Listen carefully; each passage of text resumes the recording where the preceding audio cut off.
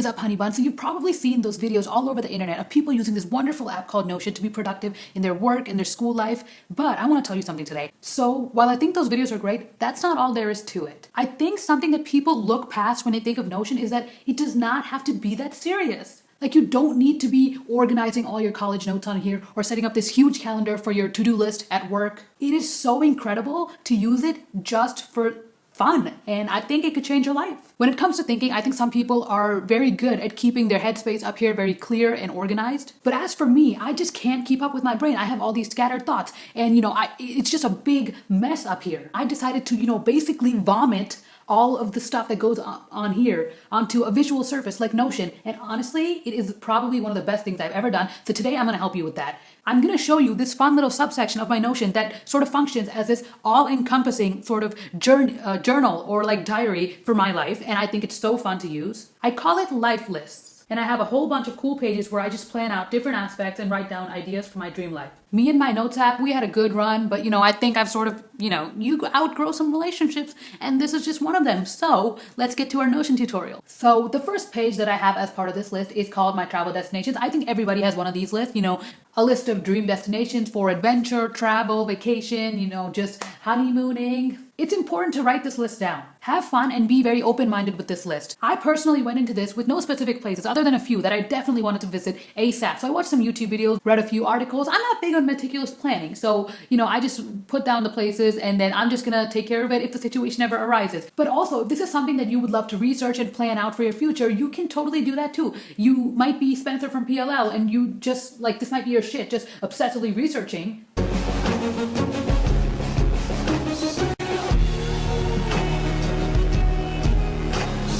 And that's cool too. You can really get into the detail, the itinerary of what you're gonna do when you get there. I think it's really cute when people plan out everything they're gonna be doing on vacation. It's like the second they land, it's just like go, go, go. They know exactly what they're doing. They know exactly what's up. I know my shit. So if you're like that and you want to take this more seriously, you can move the places you want to most visit to the top of your list. And if there's very specific places you want to visit in the countries you go to, then add these details in too. Do as much research or as little research as you want. The world is a vast place. You're never going to run out of places to visit. And, just hashtag wanderlust. Next, we've got my list that I named Pooja, the Materialistic Queen. And this is basically a dream shopping list or like a wish list. Every once in a while, your girl be wanting some things, I just be, So I just put everything that I really, really want, that I'm craving and shit into this list. They're pretty much always things that I definitely don't need, but I convince myself that I need them. But alas, I don't make any money. So I just put them in this list and they just sit there collecting digital dust, waiting for the day that they will be remembered when I make my first paycheck. Probably not a paycheck, it'll probably just be some chump change. You can put anything you want in here. They can be designer shoes, something that you always wanted, or they can be some sort of gadget, anything you want. And you can also leave the links of where to buy this thing if you want to buy online, and the details and the price and all that good info. I personally can't be bothered to do that much work. I'm gonna just figure it out as I go. I'm sorry, my attitude is so lazy and unattractive. I'm sorry, okay, I care, but I don't care that much. You know what I mean? I'll figure it out as I go. You know what I mean? But for real though, don't feel bad for wanting things that you like, or, it's okay to want things, and I think it's important. It sort of works to give you some sort of sense of hope for the future. Not that you can't get a sense of hope without wanting to buy things all the time. But it's it kind of gives you some sort of driving motivation so that you can go out and work hard so you can buy yourself the nice things that you want. Of course, make sure to be grateful for all the things that you already have, express your gratitude however you like to do that. That goes without saying, but it's okay to want something every once in a while. Don't tell me I'm wrong. Next, we've got the list that I made called books, movies, and media. And media addresses all of the other things that are not books or movies, TV shows, YouTube videos, just anything good like content. We live in a golden age of content right now. People are just so creative. Every day I wake up and there's just so much new content to go through. And it feels like there's not enough time. So it's okay. Make a list of the content that you would like to consume and start somewhere, anywhere really, but take it slow. So as you can see my page here, I don't know why I'm being so aggressive, but yeah. We've got a long list of books because I really miss reading fiction and miscellaneous, and then we've got self-help books because they're so interesting and fun to read. And here we've got movies and those subcategories that I have, just general specific. You can honestly do whatever you want with this list. You can overflow it with a lot of content that you can consume over a long period of time. Or you can just put a few things that you would like to, watch or read first, and then you can keep updating the list. The bottom line is just to make sure you can keep track of and, enjoy the process of consuming media that you actually want to consume. Never force yourself to consume some sort of content that you don't really want to, because that's just going to make you miserable. But also learn to give things a chance. You know what I mean? Like, don't just give up on a book after the first chapter. It could get way better. And I think it's really hard to find that sort of balance between enjoying something and knowing when to stop. But, I believe in you, so go do that. Oh my God, the analyses page. I'm so excited for this one. This is probably my favorite page on Notion. I spend way too much time on here. It's unhealthy. But remember the previous page where I made my list of, books and movies and TV shows and all sorts of media to consume? Well, this page is where I come to after I'm done consuming something on that list. So if there's a particular book or TV show that I just, read or watched and it left me deeply impacted, if that shit just went way too hard, I come over to this page and start a sub page in it with the title of, the project, and I just dump all my thoughts out onto here. When I consume content, I like to do it slowly because I don't know, I just like doing that more. So when I watch TV shows or albums, I'm gonna be here for weeks, maybe even months. And so when I'm thinking about, these movies or songs or something for like a long period of time, I obviously have a lot to say about them. So I just hop onto this page and then I just start typing away. It could literally be my thoughts on pretty much anything related to the show. Like I could take a moment from a TV show and relate it back to my life and just, sort of talk about that to myself in some sort of entry. Or I could, just type out a particular lyric that like made the hair on the back of my neck stand up. Or it could be something as stupid as just ranting and going off and obsessing about how some character is so hot. The possibilities are endless. Sometimes, actually most of the times, I end up in a fucking spiral and, I go deep into the fandoms of these TV shows and movies and I go to the fan accounts on Instagram or Twitter or whatever and I talk to some fellow fans and they obviously also have some great things to say about the shows or whatever we're doing. I like hearing other people's thoughts on the same show because,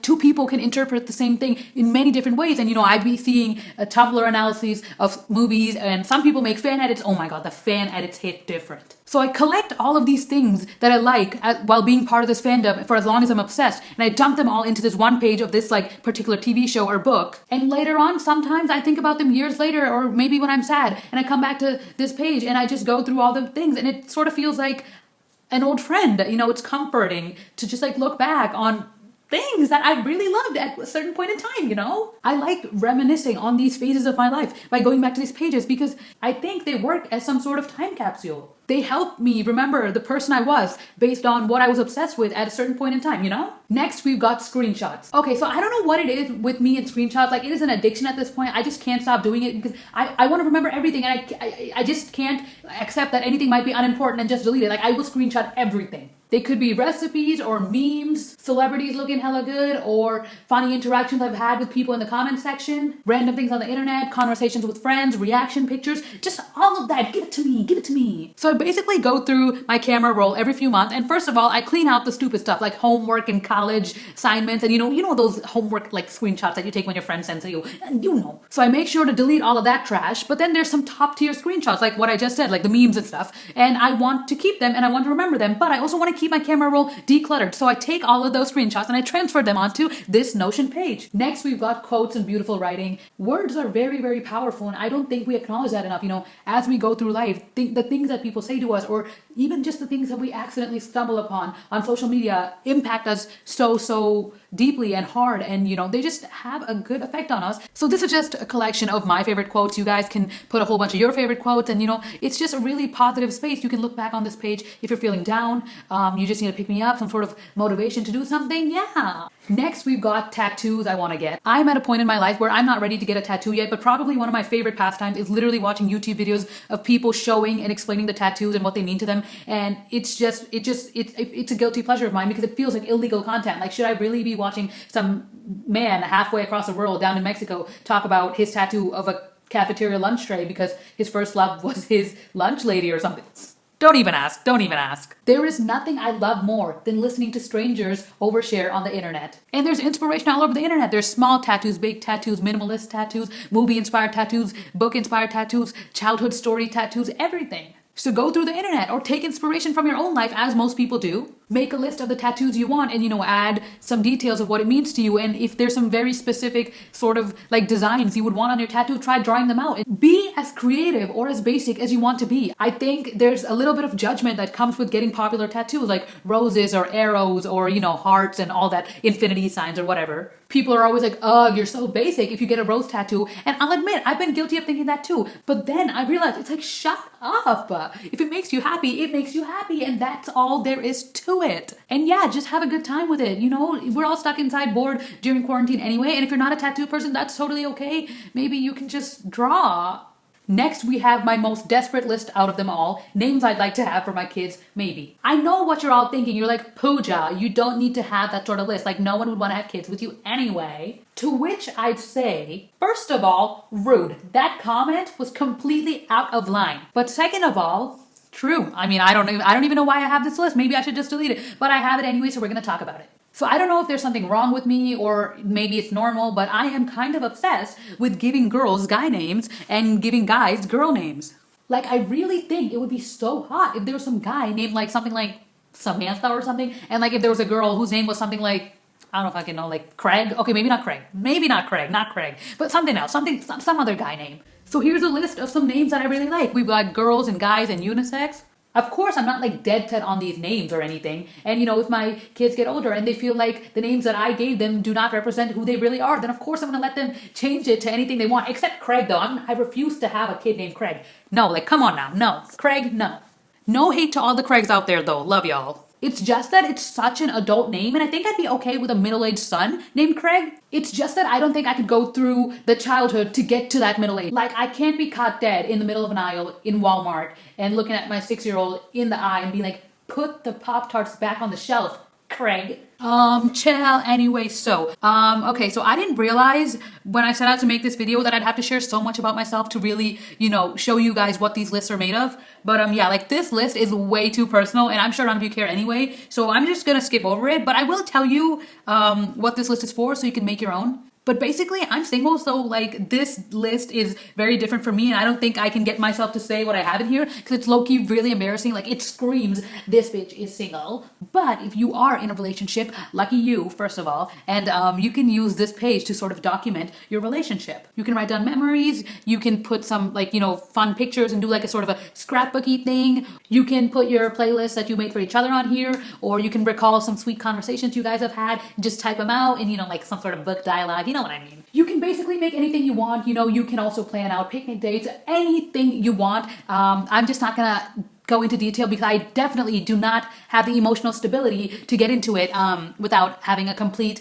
and total meltdown. And our last list that we've got is called Instagram ideas. I literally sit in my bedroom all day long fantasizing about pictures I can take that I can one day turn into Instagram posts. Like, I have it all down. The locations, the outfits, the poses, everything. And I've always really liked song lyric captions, but I've never been confident enough to use them because I feel like it exudes overconfidence or cockiness, which makes no sense. I don't know why I think like that. I just can't stop. But one day I shall get over this stupid insecurity and post song lyrics as my caption. So for now, I have some lyrics that I really like that I would like to use. And I also have the visuals that I sort of came up with my head based on what these lyrics mean to me personally. Why am I making this so deep? It's literally Instagram. Okay, I'm getting more and more uncomfortable sharing this because I feel like you guys are gonna laugh at me because who plans out photo shoots that are probably never gonna happen? Let's move on. Let's move on. Vision board. Okay, things might be getting a little too real for me. But basically, at the bottom of my Notion page, I have my vision board that I made. It's honestly taken me a long time